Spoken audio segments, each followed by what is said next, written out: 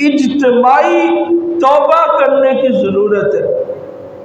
صاحب آج ہم اپنے حالات دیکھیں نا، مہنگائی اس لیول تک چلی گئی، لیکن غریب تو پس رہے، لیکن جن کے کہنے پہ ہم مہنگائی کر رہے ہیں نا، وہ اب بھی راضی نہیں ہو رہے، انہوں نے راضی ہونا بھی نہیں ہے، کیونکہ وہ تو پہلے ہی اسلام کے دشمن۔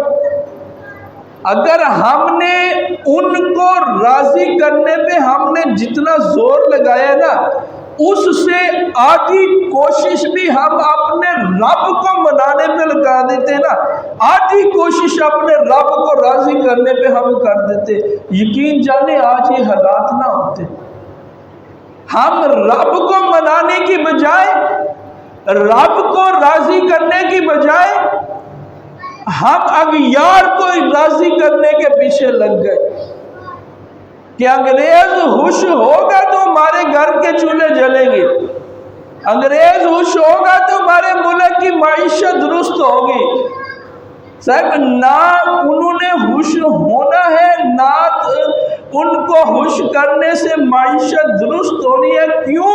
کیونکہ وہ تو شروع سے ہی اسلام کے خلاف سازشیں کرتے آ رہے ہیں، کرتے رہیں گے، اور جب تک یہ وطن عزیز جو اسلام کے نام پہ حاصل کیا گیا ہے، جب تک یہ تباہی کے دانے پہ نہ پہنچ جائے گا، اس وقت تک انگریز نے کبھی بھی راضی نہیں ہوگا۔